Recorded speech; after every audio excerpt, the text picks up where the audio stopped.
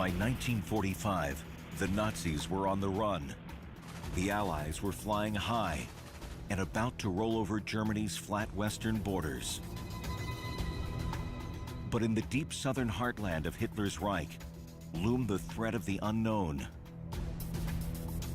Fears grew of a last-ditch Nazi fightback in the Alps. In terms of a defense, it was an ideal place to defend yourself. This was high mountains, very difficult terrain. How could you wage a war with tanks there? Almost not possible. Very low experience from the Allied side to wage a war in this mountain region. A lot of experience from the German side, a lot of elite troops there. They knew there were a lot of SS troops in Austria, so uncertainty.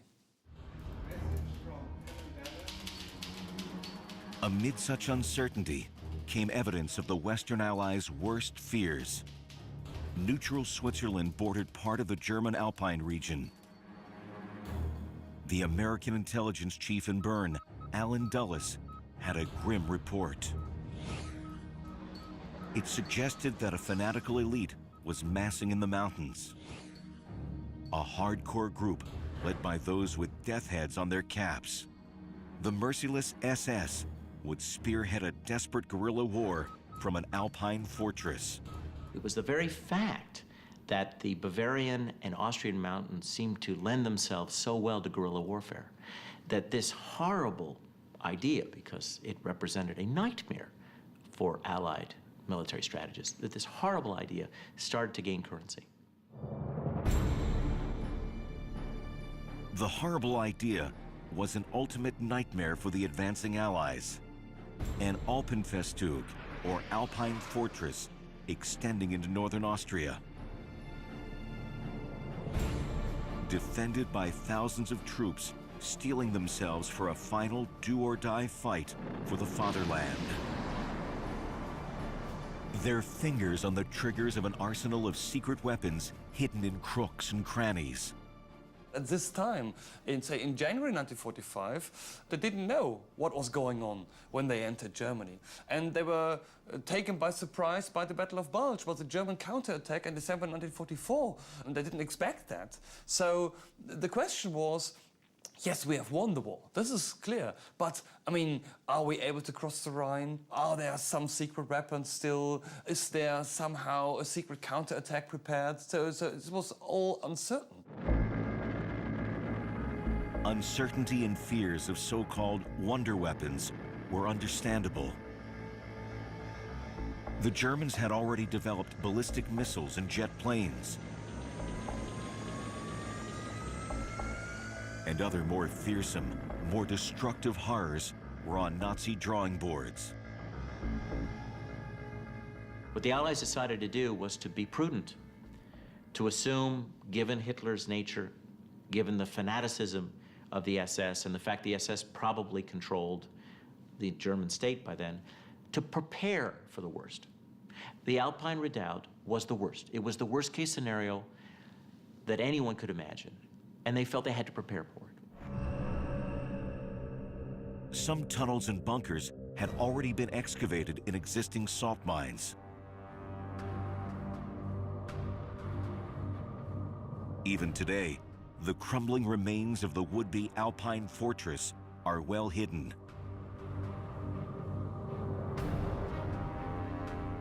One tunnel complex near the Austrian city of Salzburg was to be the command center of the Nazi Alpine fortress. Such tunnels were also used to build planes and rockets, as Allied bombing reduced conventional German factories to rubble. This is where, according to the plans for the Alpine fortress, the high command of the SS would have been situated, led by Himmler. Himmler's documents in Berlin were already packaged and addressed. The complex extends over more than 64,000 square feet, and the plan was for 5 acres. As well as bunkers below, the Germans seemed to be amassing manpower above. Senior Nazis gathered in the Alps. SS Chief Heinrich Himmler's deputy, Ernst Kaltenbrunner, moved back to his native Austria, to a villa above the spa town of Altazee. Himmler named him commander-in-chief of all forces in Southern Europe. He could coordinate the Nazi fightback from a region he knew well.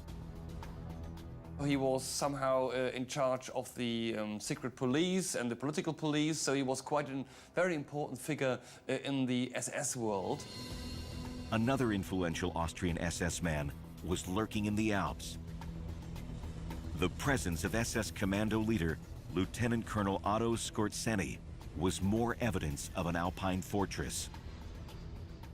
Otto Skorzeny was Austrian by birth and was a weird figure with almost no military training, but he was very clever to establish himself in the SS world. At this time of the war, in April 1945, he was in command of what we call the Special Forces, the SS Special Forces, the command units. And he was able to withdraw two of his command units from the Eastern Front to Austria. And this should have been the core of the defense force of the Alpine fortress. The region bordering southern Bavaria and Austria was already riddled with old mining tunnels. Some of them were extended and used to build weapons. Schwaz is the site of old Austrian silver mines near the German border.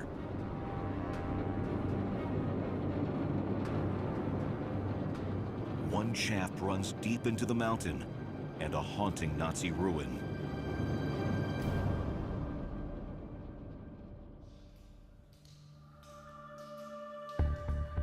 The dank, dark subterranean world is usually off limits to visitors.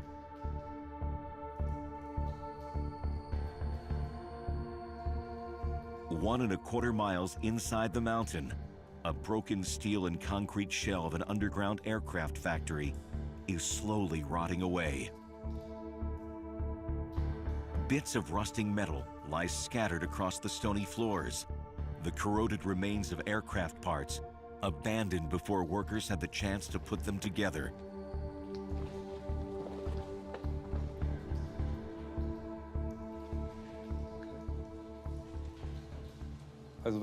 What we find here really is unique. The whole complex is in entirely the same state as it was when it was left following the detonation at the time. And the workers had only just left the complex. Everything is still standing on mounting racks. It really is unbelievable. Deep underground, far from the threat of Allied aerial bombing, the old mining tunnels were ideal places to build weapons. Including a new generation of planes, die-hard Nazis hoped would repel the Allies, rampaging into the Reich. These are the remains of one of the first jet fighters in the world, the Messerschmitt 262. Almost 1,500 were built, but only a few hundred flew in combat.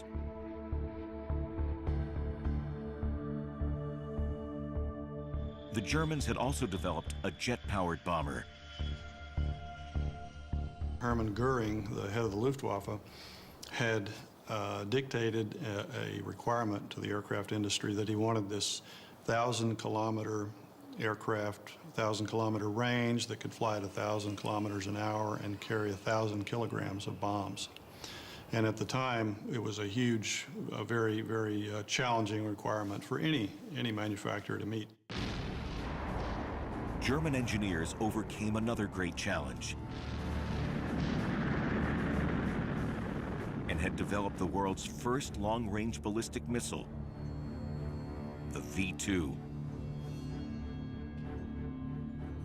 SS Chief Heinrich Himmler was one of many top Nazis who had visited the V-2 testing facility at Peenemünde. More than 1,000 V-2s were fired at Britain. They were the pinnacle of rocket technology at the time, flying some 50 miles above the Earth. They are estimated to have killed almost 3,000 people. Launched from mobile ramps, V-2s were another potential threat from an Alpine fortress.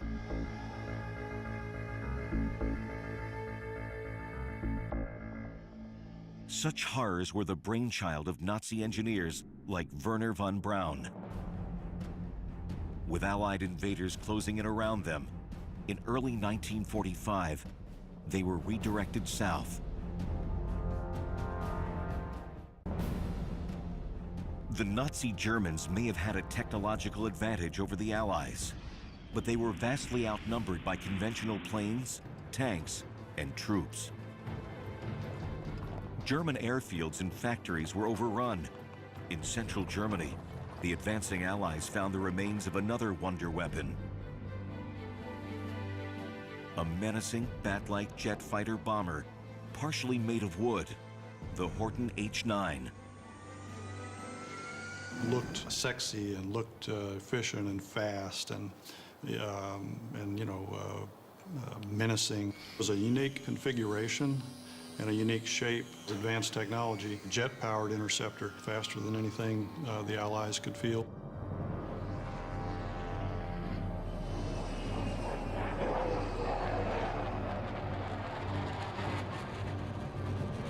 The Horten brothers hoped their plane would eventually carry a one-ton bomb. If the Horde 9 could have been put into production, perhaps even fitted it with rockets, which unguided rockets that they could use used against the bombers, I think all these things are quite possible. And fielded in significant numbers, it would have been certainly faster than the Allied piston-driven airplanes, and it could have had a significant impact on the air war.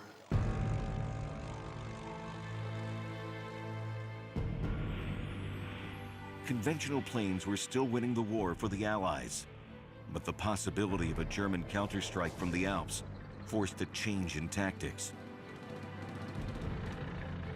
Potential threats, like Hitler's rocket engineers, had to be stopped from reaching the mountains in the south.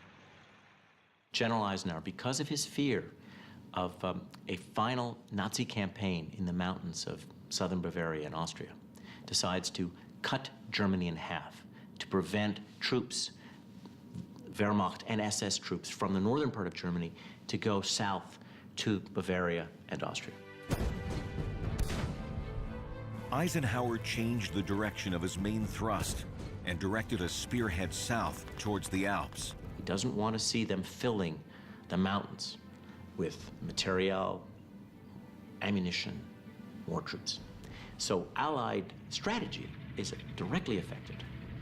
How long would it take to defeat 300,000 Nazis armed to the teeth in the mountains? No one knew. Rocket engineers were not the only assets moved to the relative safety of the Alps. The Reichsbank in Berlin was badly bombed. Gold, cash, and other reserves were no longer safe in the capital. Hundreds of millions of dollars worth of government and private treasure was shipped south. I believe that this is the only time in history that so much treasure has been consolidated together. A treasure of such incalculable value has been concentrated in one area at one time. Most of the Reichsbank gold dumped in a mine was recovered by the Allies. A small percentage remained unaccounted for. There are still Nazi relics in the tunnels, mines, and alpine lakes around Germany's southern borders. Some believe that fabled Nazi treasure still lies hidden in the region where Hitler's die-hard disciples plan to raise an alpine fortress. Some tantalizing tales of Nazi treasure are based on supposed eyewitness accounts in the last days of the war, but not all can be dismissed as fanciful. A mule train spotted traveling up an alpine mountain one night attracted attention. So some locals, who had relatively little to do with the confusion of the war, realized something was going on, including my mother. She was a young girl then, And after doing the chores in the stables one evening, she saw a column of mules making its way up the mountain. One special thing she always mentioned was that there was a white mule among them. Ava Sturm's mother saw what was supposed to be a secret transport of hundreds of gold bars worth millions of dollars. It didn't stay a secret for long. This gold was also eventually recovered by American troops after rumors spread about the mysterious mule train in the night.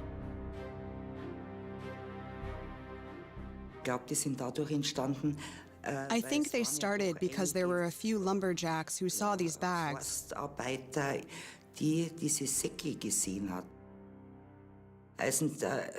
So it wasn't all that secret.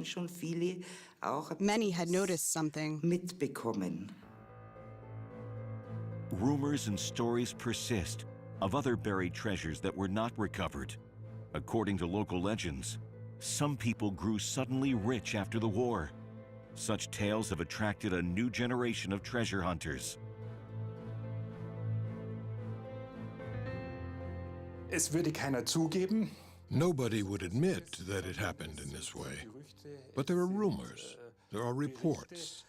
At times it is children who tell the stories that their father suddenly had a lot of money and wealth. And that is, of course, always interesting for us to follow up. You could find a further trail through one of these connections.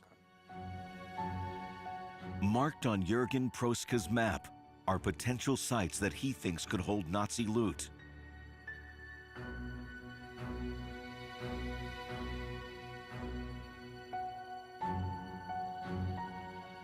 Armed with local knowledge and a metal detector, he scours the hills near Garmisch-Partenkirchen, in the far south of Germany.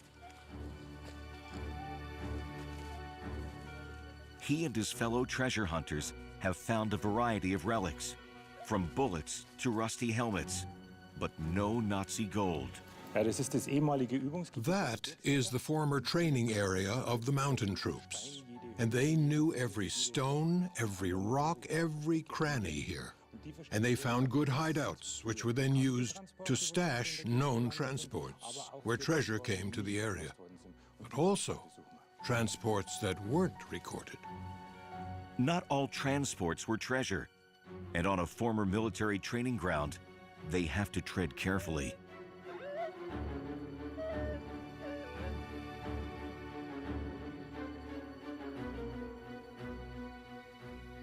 Oh, ja. Oh, there's something here. We're at the end of our wisdom here. We need someone to help us. Brauchen wir jemand, der uns hilft. A bomb disposal team confirmed that they were right to be cautious. Jürgen and fellow treasure hunters found a cache of live rifle grenades.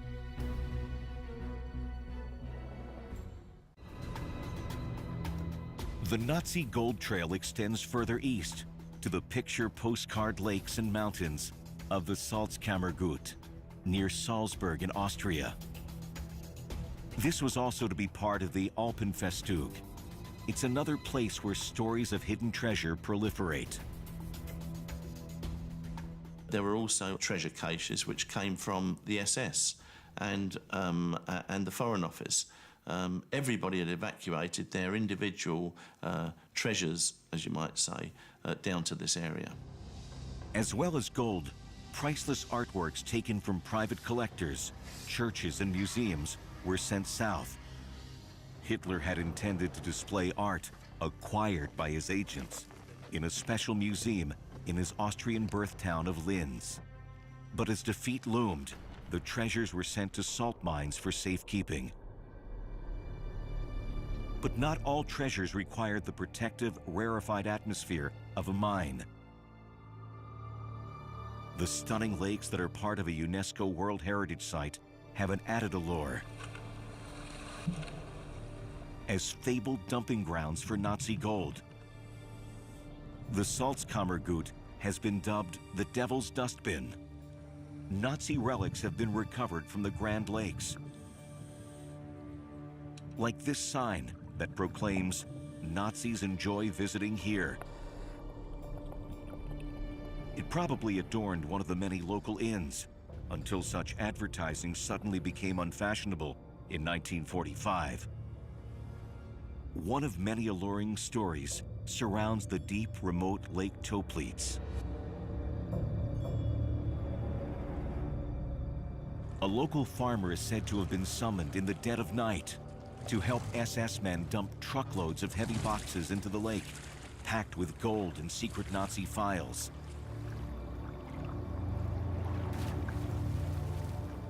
Such alleged eyewitness accounts sparked a kind of gold rush. Divers dreamt of scooping up a fortune. But alpine lakes are dangerous.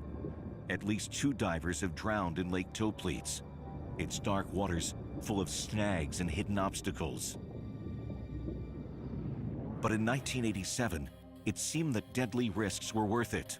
A breathtaking treasure was apparently recovered from the treacherous mud by a local dive expert, Gerhard Zahner. We dumped it in the Toplitz and then recovered it and had it confiscated. 3 days later, they realized it wasn't gold. It was a glittering example of Gerhard Zahner's mischievous sense of humor. The gold ingots were bars of bronze, but his hoax proved to be a 24-carat sensation. We were given it back, but there was a massive media reaction. Gold found in the Toplitz. It went round all of Europe. The fake gold is featured in a display at his dive shop, along with a huge range of Nazi and other relics recovered from the lake. He's found everything from medals to a working anti-aircraft gun, but no gold. Thousands of people have seen gold transports. Yes, there was some gold there, but this gold was recovered, it was found already, and it's very, very unlikely. And it's all driven by this myth, oh, there must be, you know, a secret Nazi network, there must be some treasures. And so if you speak to treasure hunters, I mean, they're absolutely convinced, and nobody found anything. And yet, another kind of treasure has been found in Lake Toplitz. In the 1980s, biologist Hans Fricke ventured deep into the lake, searching for a wealth of wildlife. Ich hatte dämlicherweise mit Stupidly, I hadn't followed the story of the lake. das gemacht. If I had, I would have thought twice about going diving there. And so I walked right into the media trap when I dived down there. They weren't interested in what this guy was actually doing there, if he is looking for bacteria and worms. They thought that under the guise of scientific research, someone was looking for gold instead. Goldsuche geht. As usual, exploration in the legendary Lake of Nazi Gold attracted all kinds of attention. Aus allen Ecken sind Leute People zu from uns gekommen. all corners and of all shades came to us. We met a lot of people with dowsing rods and others who all knew where the gold was hidden and told us that's where we really should dive, and so on. The biologist discovered a previously unknown worm, but that's not what made headlines. The lake yielded an intriguing wartime secret: bundles of British pound notes, perfectly preserved in the oxygen-deprived mud and water at the bottom.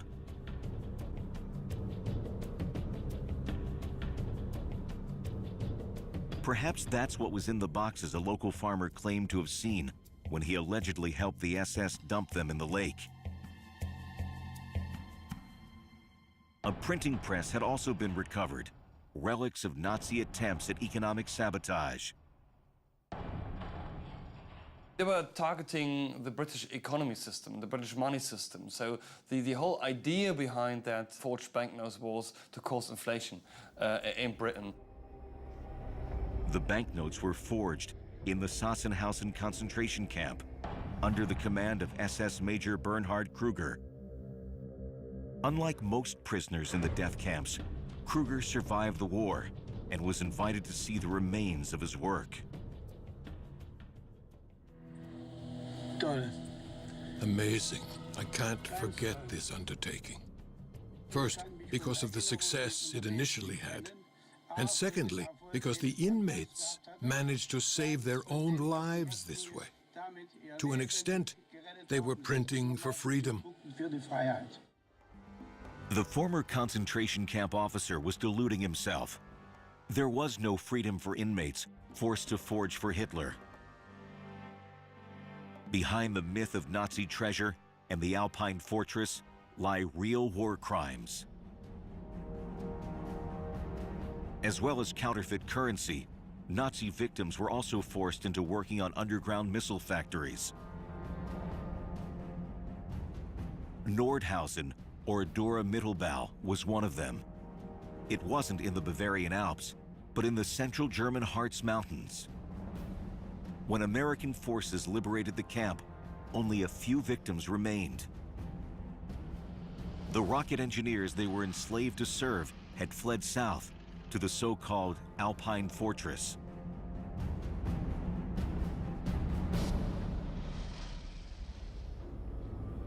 In the Alpine underworld, like this tunnel near Salzburg, the Nazis continued to work their victims to death.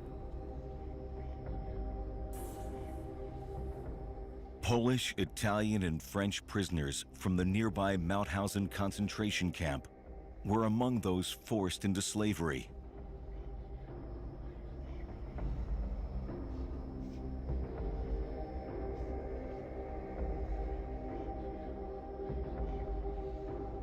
Few survived, and fewer still lived to bear witness to the human cost of the Nazi Alpine fortress fantasy.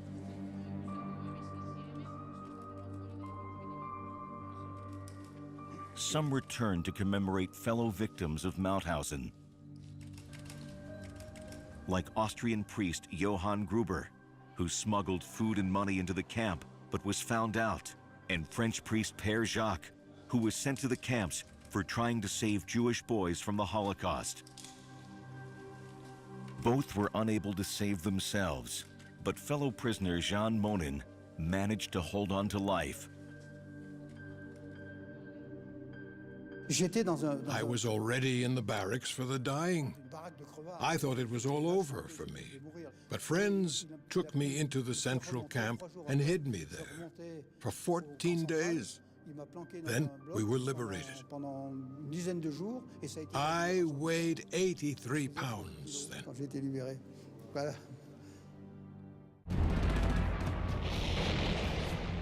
Mauthausen was one of many horrors that the Western Allies and Russians would uncover as they advanced into what was left of Hitler's Reich. The regime responsible for the murder of millions was in ruins. Wary that they could face a final fanatical fight in a Nazi Alpine fortress, the Allies had cut escape routes to the south and stormed into Bavaria itself. The American 7th Army advanced into the traditional Nazi heartland and marched into Nuremberg. Once an imposing staging ground for Hitler's elaborate rallies, the medieval city was bombed to ruins, as was much of Munich. The city that bred the Nazi movement bore telling graffiti. Concentration camps Velden, Buchenwald, I'm ashamed to be German. But few had dared to speak out when Hitler was in power, and millions paid the price. Dachau was the first concentration camp established under Nazi rule. The survivors were liberated. The oppressors became the oppressed, hunted down and forced to answer for their crimes. Others like Adolf Eichmann, who played a key role in planning the mass murders of the Holocaust, retreated into Austria. Before he died, a fellow Nazi who worked with SS deputy Ernst Kaltenbrunner recalled a lakeside stroll with Adolf Eichmann. He complained to me that Kaltenbrunner hadn't received him and had presented him with a roll of sovereigns, English gold coins, through an adjutant. Eichmann said, "I don't give a damn about that. I have my own. I want orders on how to proceed." He was one of the few who really believed in the Alpine fortress. The Allies cautiously closed in around what they thought could be the dreaded Alpenfestug, or Alpine Fortress. South of Austria, the German garrison in Italy surrendered. Time was running out for senior Nazis hoping to make a last stand or desperate escape. The Allies continued their advance around the mountains, where fanatical German forces might fight a final battle.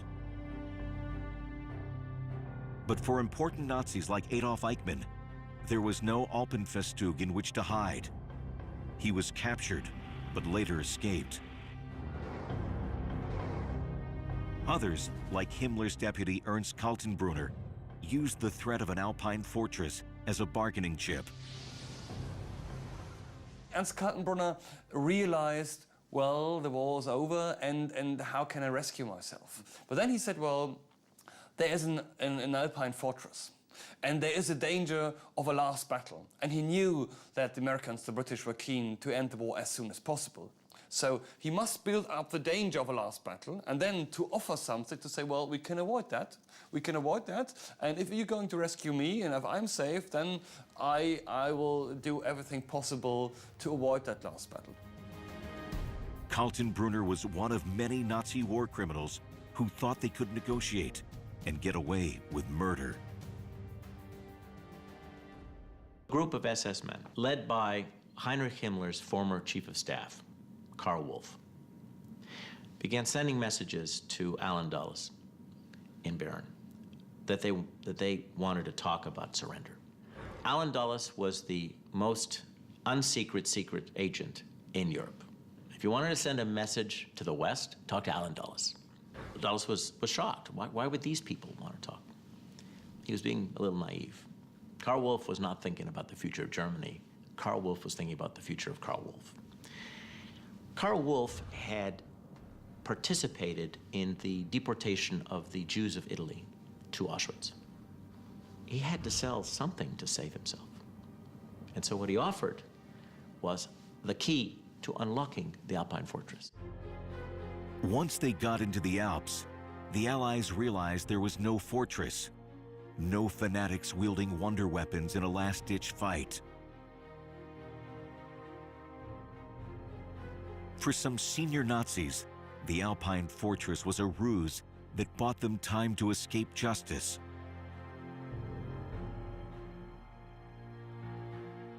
A group of SS men who should have gotten to know the hangman retired and lived out their days. That was the basic effect of the negotiation. These SS men who offered something they couldn't give managed to escape justice. Other prominent Germans were also keen to talk to the Western Allies. Rocket engineers like Werner von Braun developed the V-2 missiles that killed many thousands of innocent civilians. Yet they were given new lives in the United States to continue their work. I don't think it was a big problem for him. It certainly wasn't a big problem for me. I could see the advantages that we could continue working on rockets here under relatively good conditions, while there was pretty much nothing happening in Germany for many years. The Germans had run out of manpower, materials, and perhaps the will to mount any kind of meaningful resistance in the Alps.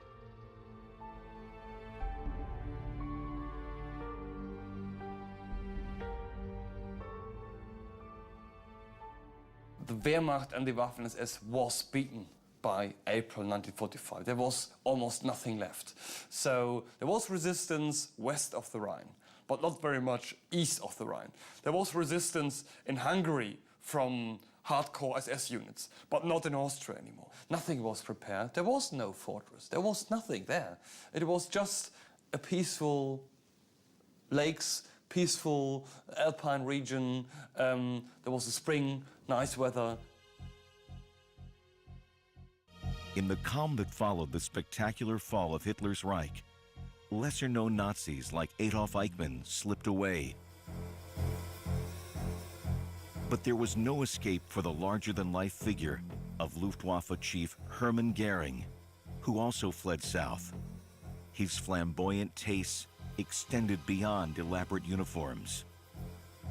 The Reichsmarshal was an avid art collector. But the art treasures of senior Nazis like Goering and Albert Speer came from dubious sources. Ironically, some Nazi art ended up hidden in Austria, where it had originated, taken from Jewish owners after the Nazi annexation in 1938. They set up an organized system of expropriation called Aryanization, by which they registered the property, the assets of Jews in Austria, and then systematically stripped them of their wealth. Now, the art collections were part of that asset stripping process, and German art dealers moved in and removed systematically, metaphorically speaking, at gunpoint, the art collections of Jewish art dealers and art collectors. Thousands of artworks destined for Hitler's Führer Museum were recovered from an Austrian salt mine. Himmler's deputy, Ernst Kaltenbrunner, was also extracted from his Alpine hideout. He was tried for war crimes and hanged in October 1946. According to some accounts, a large quantity of gold was found hidden in his Alpine villa. SS commando leader Otto Skorzeny was also captured. He is also said to have had a hoard of Nazi gold.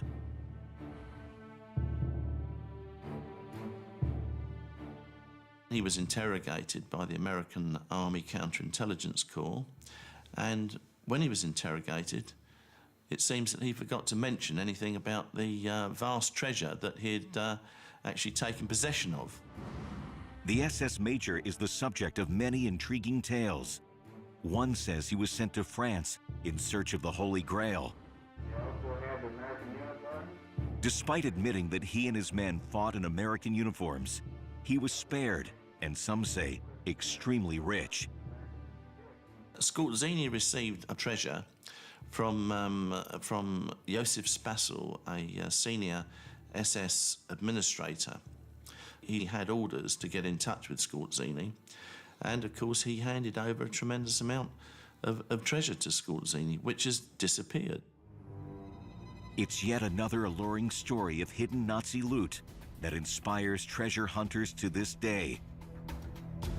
Skorzeny and his troops were once camped near the Austrian lake of Odensee. Evidence of their presence was found in the mud. I marked all the underground springs here for the hydrographic office. This lake is like a gigantic bog. And during this work, I found a ring. The SS Ring of Honor seemed to have been flung into the lake as the Allies approached. Perhaps it wasn't the only thing dropped into the Odensee. Another tale has emerged of mysterious goods dumped into the water. There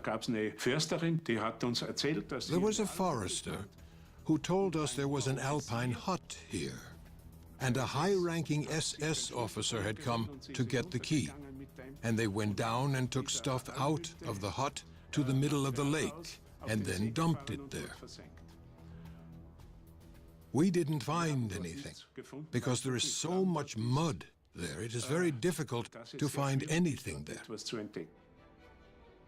The Odensee is relatively flat, carpeted in a thick layer of mud that would swallow a heavy object, like a box full of gold.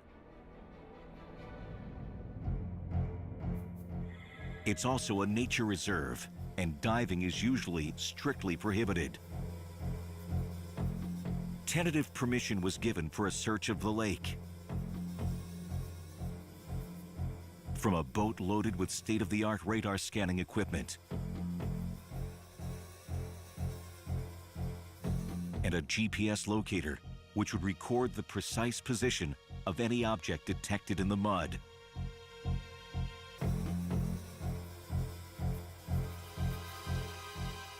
A sonar map of the lake floor revealed a box-like shape in the mud. Was this Otto Skorzenny's gold? Austrian forestry officials were unimpressed and forbade any diving. At least one historian is also highly skeptical. This is all a myth, and this is all driven by this perception of Indiana Jones. This is a good story for a Hollywood film, definitely, but has nothing at all to do with history. We know that they sometimes try to hide the gold, but this was recovered quite quickly. But legends like that of Skorzenny's loot won't die.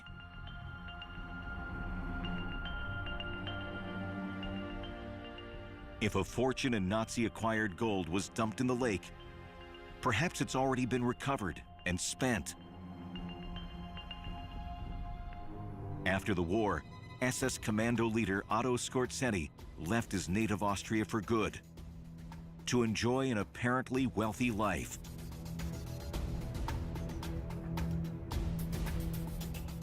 Skorzenny was put into a prisoner of war camp, and he was there for approximately 3 years, I believe, 2 or 3 years.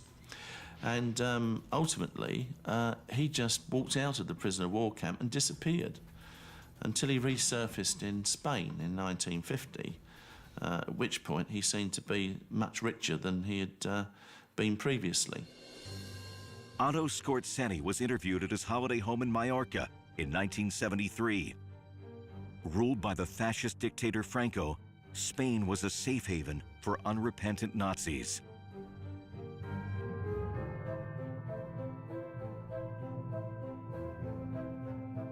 It is every soldier's duty to lengthen the war, to hold out as long as he has the order to do so. Whether that is sensible is for posterity to decide. I don't think we have quite reached that point yet. Personally, I don't regret it. Would you do the same things again today? I can tell you that I would do the same things again in exactly the same way today. 2 years later, he died of lung cancer, with a farewell send-off by fellow Nazis, unashamedly extending the Hitler salute. Skorzenny took any secrets of Nazi gold to his grave. This is again part of the secret story and the true Nazis living in Madrid and being millionaires because of the Nazi gold. No, it's very unlikely. It's definitely not possible that he had 2 tons of gold with him in his suitcase and then flying to Madrid. Back around the German alpine town of Garmisch, the hunt for fabled Nazi gold goes on.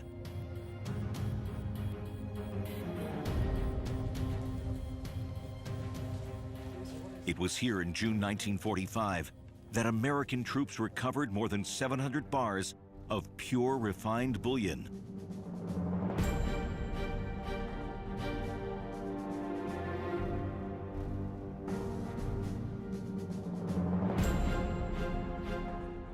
The hoard was worth hundreds of millions of dollars.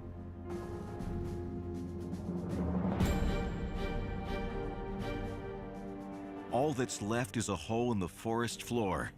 Yet treasure hunters still dream of finding a mother lode, similar to that unearthed by victorious Allied troops.